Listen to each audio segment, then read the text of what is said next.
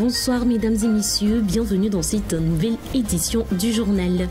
À la une ce soir, la construction de barrages suscite des préoccupations chez les populations locales en raison de son impact sur la hausse du taux de paludisme.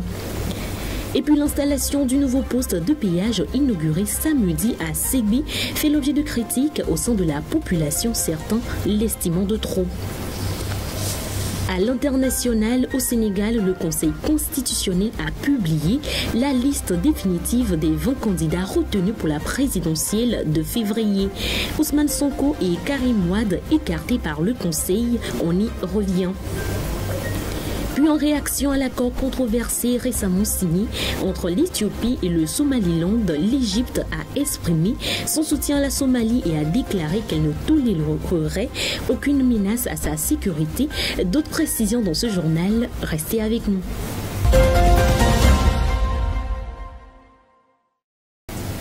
Rebonsoir à toutes et à tous. La construction de barrages sur les fleuves et rivières suscite des préoccupations parmi les riverains car elle est associée à une hausse du taux de prévalence du paludisme. Ces infrastructures semblent favoriser la reproduction des anophèles femelles, les vecteurs responsables de la propagation du paludisme en Afrique subsaharienne. 198 millions de personnes, c'est le nombre indiqué par l'Organisation mondiale de la santé OMS qui souffrent actuellement de paludisme en Afrique subsaharienne. À en croire l'organisation, la situation pourrait se révéler pire dans les prochains jours. Selon l'OMS, la construction de barrages pourrait aggraver le bilan des personnes vivant avec le paludisme. Au cours des 10 dernières années, des milliers de barrages ont été construits sur les rivières et les fleuves. Ces barrages avaient pour objectif de drainer l'eau vers les cultures, de rendre plus performants les systèmes d'électricité ou encore de pourvoir les populations en eau potable. Selon l'OMS, ces installations ont eu des conséquences non escomptées sur les populations locales, ce que souligne d'ailleurs une étude publiée dans le Malaria Journal. Selon l'étude, le paludisme et son taux de prévalence est en augmentation dans un périmètre de 9 km autour de ces barrages. Une autre étude confirme que la population des moustiques augmente autour de ces barrages.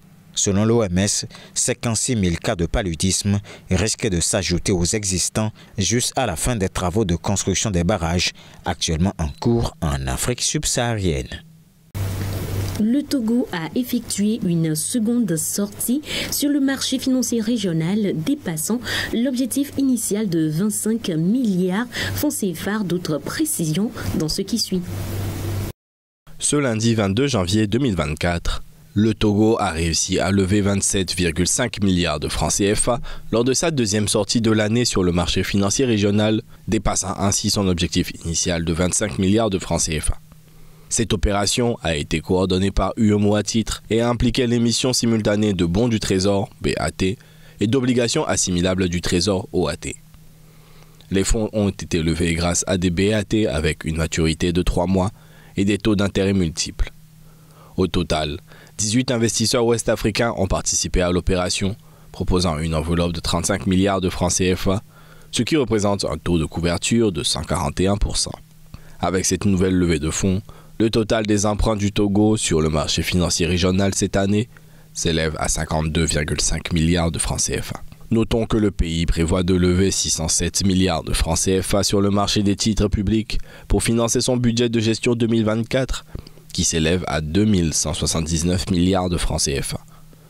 Cette opération démontre la confiance des investisseurs dans l'économie togolaise et leur volonté de soutenir le développement du pays.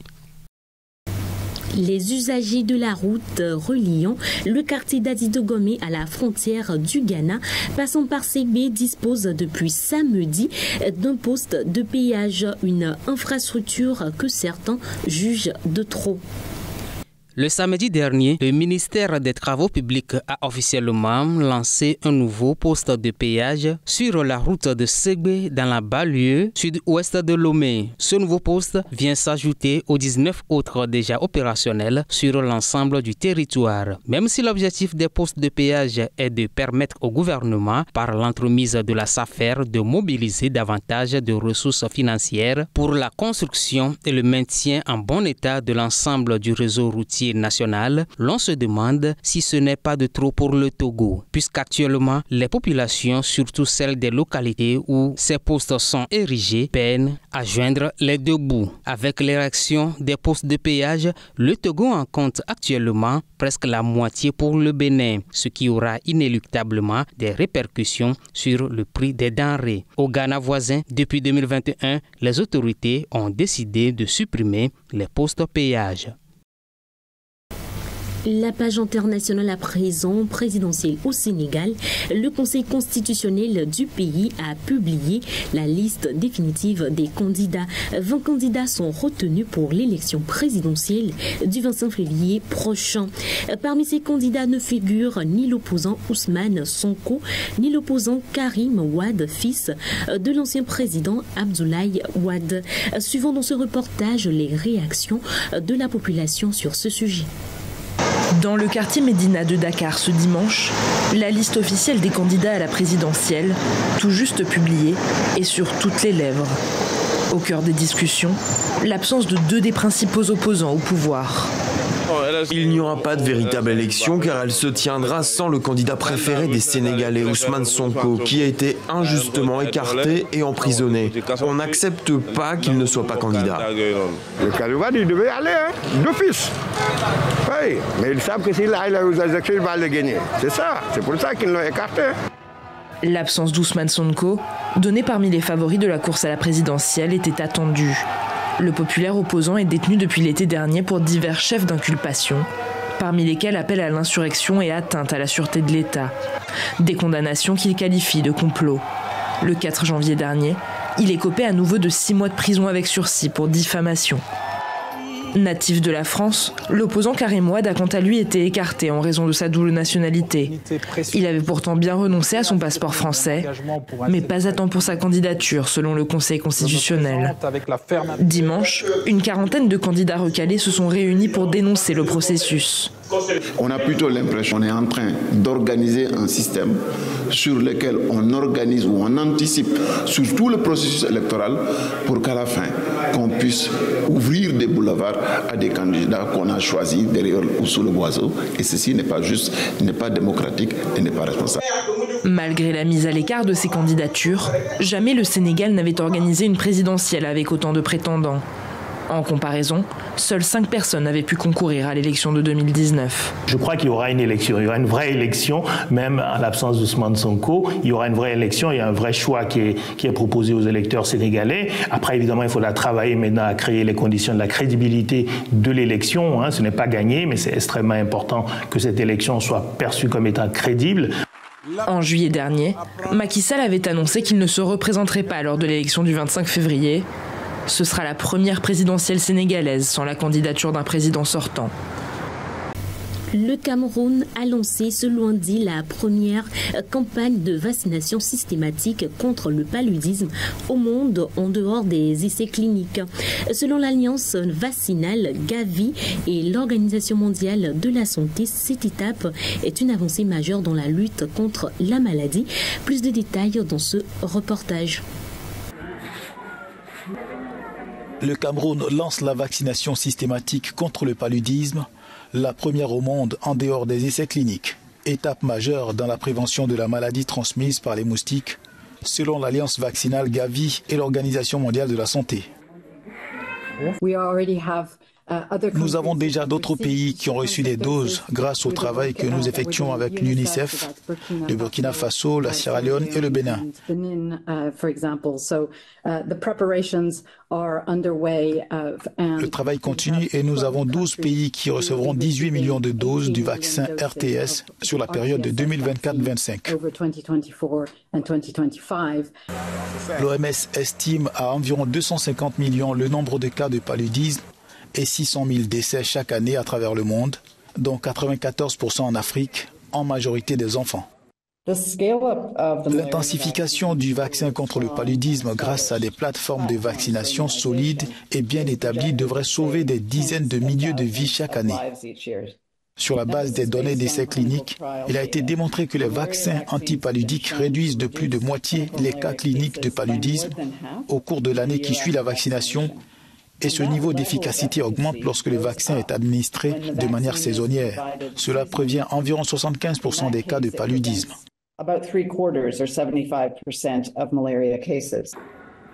Même si le taux de mortalité dû au paludisme est en baisse, il reste tout de même plus élevé qu'avant la période de Covid-19, selon l'OMS en Afrique. En Afrique du Sud, le gouvernement tente de bloquer la vente aux enchères de 70 objets personnels de Nelson Mandela. Cette vente orchestrée par Safi Yeni est au cœur d'une bataille juridique depuis 2 ans. D'autres précisions sur la question dans ce reportage. Le gouvernement sud-africain tente d'empêcher une vente aux enchères controversée de 70 objets personnels appartenant au héros anti-apartheid Nelson Mandela. Ces biens comprennent un ensemble d'appareils auditifs, une carte d'identité, des cadeaux de dirigeants du monde entier et même certaines des tenues du premier président démocratique telles que ses chemises Madiba. L'Agence des ressources du patrimoine sud-africain, un organisme gouvernemental chargé de protéger l'histoire et la culture du pays, a déclaré avoir déposé un appel pour bloquer la vente. Ce dernier est soutenu par le ministère des Sports et le ministère des Arts et de la Culture. Cette vente aux enchères, prévue aux États-Unis, n'est autre qu'une initiative de sa fille aînée, Makaziwe Mandela. Cependant, le gouvernement sud-africain affirme que ces objets appartiennent à la nation et selon la loi sud-africaine, les biens considérés comme patrimoine national ne peuvent pas être sortis du pays. En 2021, le gouvernement s'était déjà opposé à cette vente lorsqu'elle avait été annoncée pour la première fois. Par conséquent, la vente qui devait initialement avoir lieu en 2022 avait été annulée. Et puis, Abdel Fattah al-Sisi, le président égyptien, a exprimé dimanche son soutien à la Somalie et a rejeté l'accord signé au début du mois entre l'Éthiopie et le Somaliland. Il a déclaré que l'Égypte ne permettrait à personne de menacer la Somalie. Le président égyptien Abdel Fattah el-Sisi a reçu dimanche au Caire son homologue somalien Hassan Sheikh Mohamud. Lors d'une conférence de presse tenue à l'issue de leur rencontre, el-Sisi a rejeté l'accord signé au début du mois entre l'Éthiopie et la région séparatiste du Somaliland. Il s'est dit prêt à intervenir s'il le fallait pour défendre la souveraineté du territoire somalien.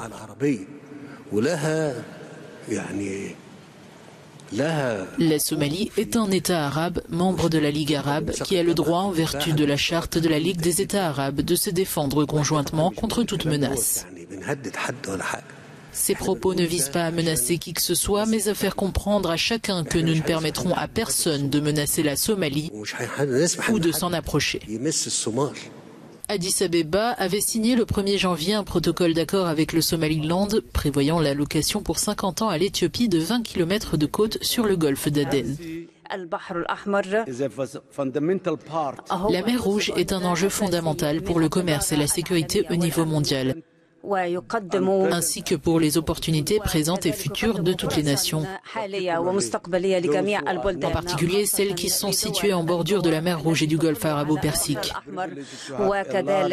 La Somalie a le privilège d'avoir ce grand intérêt géopolitique et ne permettra pas que la moindre parcelle de ce territoire soit saisie par un autre État sans le consentement de l'État souverain somalien. Les autorités somalilandaises ont affirmé qu'en échange de cet accès à la mer, l'Éthiopie serait le premier pays à le reconnaître officiellement. La Somalie a promis de combattre par tous les moyens légaux ce texte, considéré comme une agression éthiopienne. Toujours dans le cadre des tensions entre l'Éthiopie et la Somalie, l'ancien président nigérien Olusegun Obasanjo a été désigné par le Conseil de paix et de sécurité de l'Union africaine comme médiateur entre les deux pays. Objectif, prévenir le déclenchement d'un conflit. Plus de détails dans ce qui suit. Le Conseil de paix et de sécurité de l'Union africaine a désigné l'ancien président nigérian Olusegun Obasanjo pour jouer un rôle clé dans la médiation entre l'Éthiopie et la Somalie, l'objectif étant de prévenir tout déclenchement d'un conflit ouvert. Les liens entre ces deux pays voisins sont actuellement sous une tension préoccupante depuis que le Somaliland, une région sécessionniste, a signé un accord avec l'Éthiopie le 1er janvier. Cet accord donnerait à Addis Abeba le contrôle d'un port en mer Rouge ainsi que d'une base militaire. En donnant à l'Éthiopie accès à son territoire, le Somaliland espère obtenir une reconnaissance en tant qu'État indépendant, une revendication qu'il soutient depuis son indépendance autoproclamée de la Somalie en 1991. Dans l'attente d'une suite favorable, le Conseil de paix et de sécurité de l'Union africaine a appelé à la non-ingérence d'autres pays dans cette affaire. C'est ainsi que se referme cette édition. Merci à vous de l'avoir suivi. On se donne rendez-vous demain pour notre tour de l'actualité. Restez fidèles au programme de la CET.